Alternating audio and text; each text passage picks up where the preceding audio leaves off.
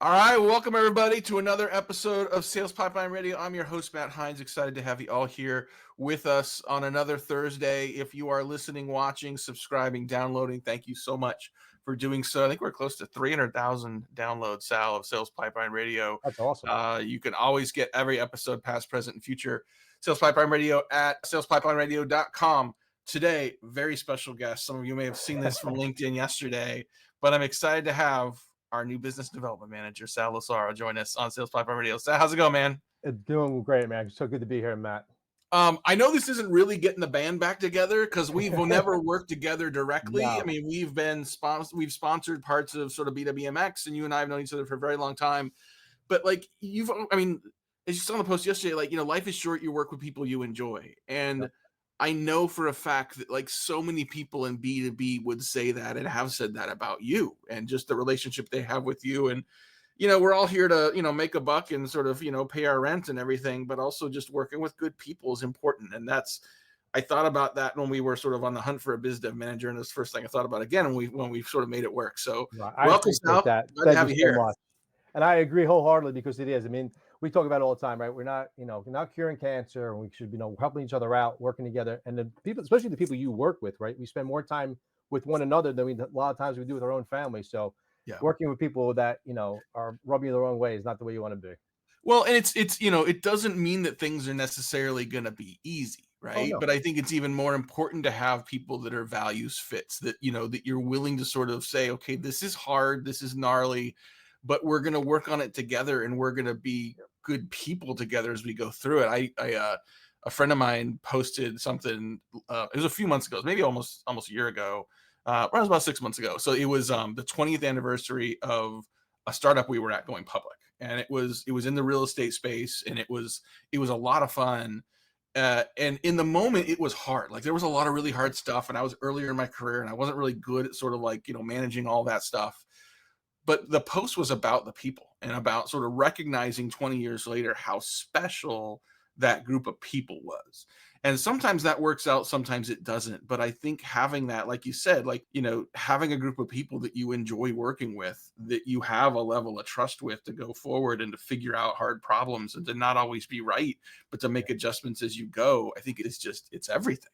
And I agree. I mean, when we first started, going back to with Andrew with G3 Communications, and when he started the company, the big thing we always talked about was finding people that we wanted to work with. People, we used to call it the give a shit factor. Like, do people care about what they're doing, right?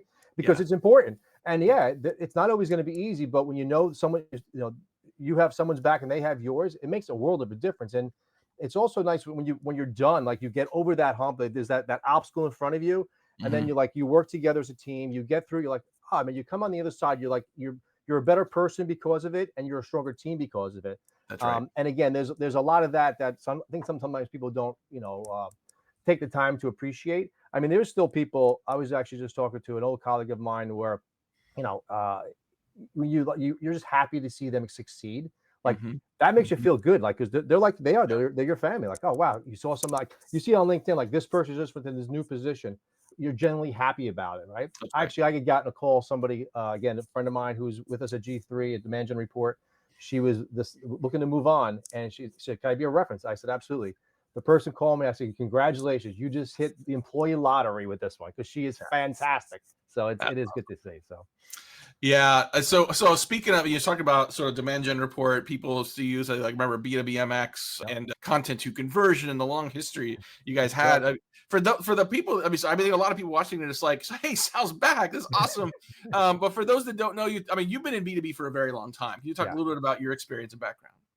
Yeah. So, I mean, when I first, I had worked with Andrew in the years past before, when he launched, G3 Communications. One of the first publications we had at the time was Demand Gen Report. Now, remember, this is when marketing automation is really in its infancy. Okay, so I think it was Joe Payne was a real big proponent of having a publication that sort of legitimized the space, because he was old school. Like, and back in the day when I first got into B2B publishing, I mean, every vertical had their own publication, typically an event. So that's the sort we had come from. We had come from VNU, which was Miller Freeman back in the day. Yep. So we launched, and I had been in print advertising for a long time. Yeah. We launched Demand Gen Report, And I remember Joe coming to us and saying, like, I have a $10,000 budget. I'm expecting you guys to drive leads. And I'm like, Mhm. oh boy, you want Mhm. results? This is new, right? Mhm. So, and that was, I mean, that was basically Marketo and Alco. Those are two back in the day. And then Yeah. as things progressed, all the different, the different disciplines that kind of got added on, and it's amazing because through all that, the same things like we changed between ABM and go to market and all these different buzzwords, but the one thing remains the same is the connection between sales and marketing and Yep. making sure that those folks are all, are in line and doing the same thing and working towards a common goal. And then after a few years of having the publication and again having that base is when we decided we had gone back to our roots of, you know, events really bring people together. Mhm. And nothing, it's almost like, it's nothing makes people feel closer. You can actually complain about and share your horror stories and your love stories about how things are on your job. And Yeah. marketers are no different. They want to hear what their peers are doing. So, and that you're right. Back in the day, it was in Manhattan. It was a content to conversion conference, Mhm. and we had it it was at the Time Center in Manhattan, and I think we had 100 people back then. That was Mhm. we had like 5 or 10 sponsors, if that. I think it was like 6, 7 sponsors, and then every year we sort of grew, and then content to conversion because content marketing too was in its infancy, right? That was like a Mhm. new buzzword as well. That's right. And then we sort of started adding on the different things, which grew to the B2B marketing exchange. Mhm.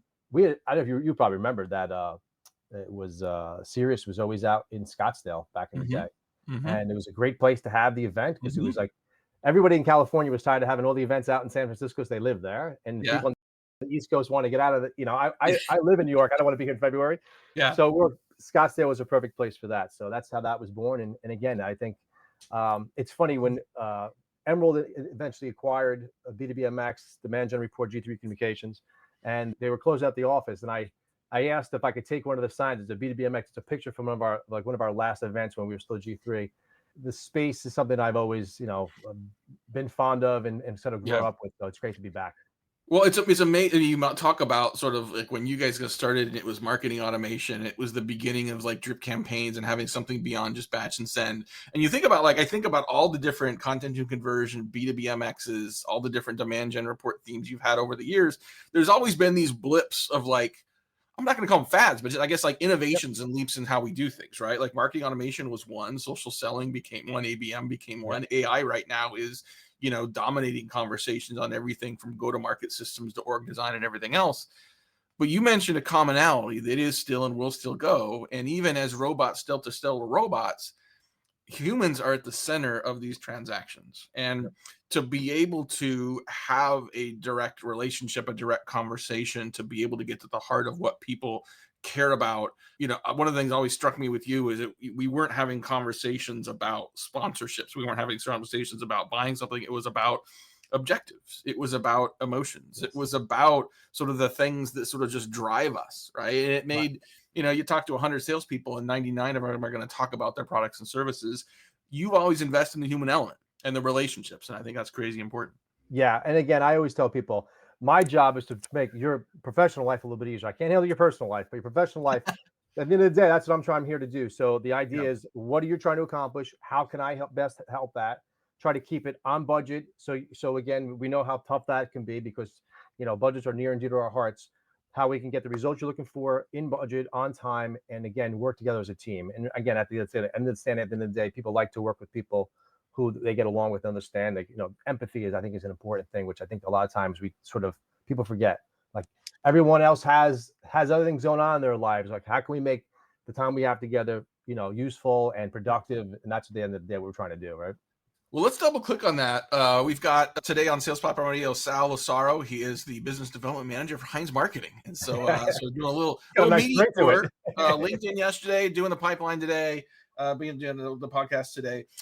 This idea of sort of empathy, right? I think is really important, and in Brent Adamson's new forthcoming book, the Frame Making Sale, he talks about building confidence. And if you look at the sales and marketing materials for a lot of companies, it's intended to try to build confidence in the product and confidence in you as the seller. And Brent's point is what you need to be doing is helping prospects build confidence in themselves, confidence in the decisions they're making, confidence in the priorities they are setting, confidence that they're doing the right thing for themselves and their business. And I think like he's got a bunch of research to back that up. I think good natural sellers, I think, are good at that anyway because they're thinking about the other person. Can you talk about that empathy and confidence and how those work together, just as a general go-to-market best practice?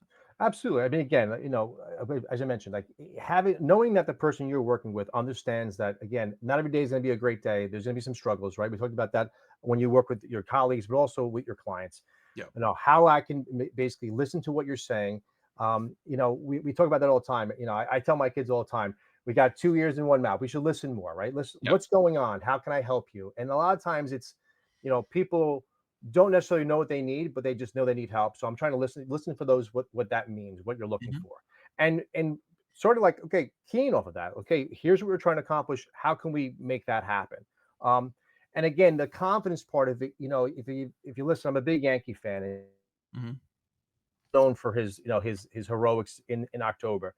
But his whole thing was always, I'm confident in October because he looked at every at bat like it was the same approach he took the first day of spring training was the approach he took the last game of the World Series.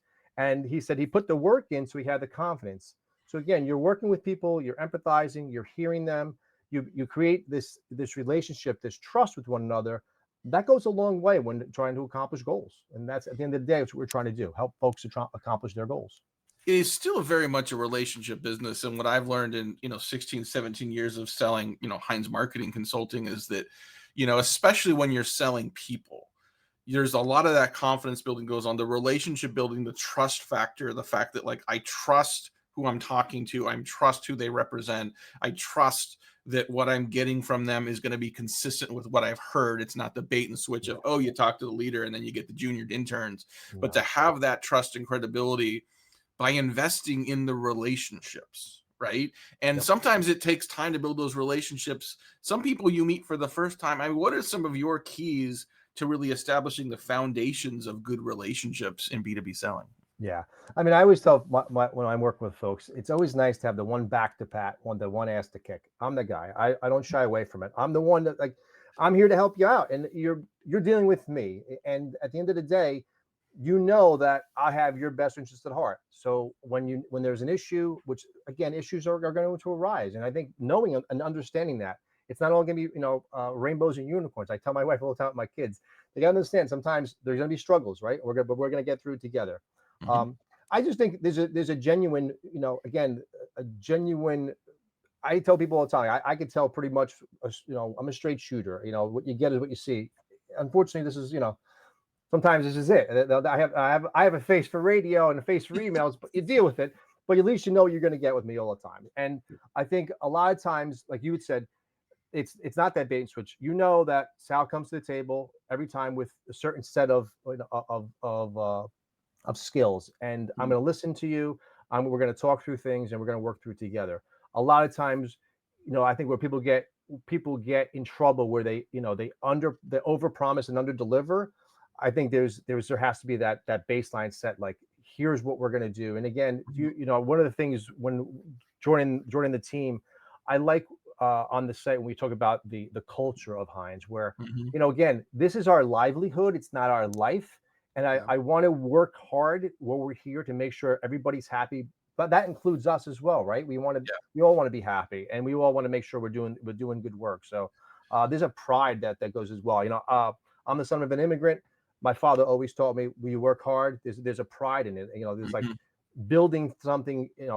If it's with your hands, or you know the way we do it electronically now, there's a pride that you take in the work you've done. Again, I'm proud of the work I did with Demand Gen Report and the event and the B2BMX and how I built that. So I sort of take that same set of values and bring it to everything I'm doing moving forward. I think hopefully it shows. Oh, it does. It does. I mean, I've known you for a long time, but it's been really fun to watch Maria, who's our COO, and who runs our growth efforts, sort of to get to know you as well. And sort of the Yeah. deeper she goes, the more she's like, this guy fits here, right? Like when we talk a lot about our values, Thank you. our stated purpose as a business to Yeah. positively impact careers and lives by enabling work that matters. You do that every day, and some people hopefully pay you for that, but you do that every day in the value deposits you make, in the content you create, the relationships you make, the impact you have just on people around you. And again, sometimes you don't get paid directly or immediately for that, but it's the right thing to do. And I think especially as a services business, we have to have that mentality, and we think about and celebrate those values on a regular basis. And so, always looking for people that are going to be values fits and culture adds. Sal, we are mostly a West Coast team. We're excited to have someone with a little East Coast spirit in them now, to broaden out the team. So, Sal, I'm so excited you're on the team now. You're going to start to see Sal online a lot more often. You're going to see him at events moving forward. We're going to get him back out on the road. But if you worked with Sal before, look forward to having you guys engage again. And thanks so much for being on the show here today. Thank you very much, Matt. And again, I'm looking forward to working with you and the team. It's everything leading up has been fantastic. So I think it's going to be a very, very good addition for First Bowl. So thank you very much. Yep, I'm sure of it. All right. Well, thank you everyone for watching today. Thanks for listening. We'll be back next week with another episode of Sales Pipeline Radio. Until then, take care. Have a good rest of your week. Bye, everybody. Bye.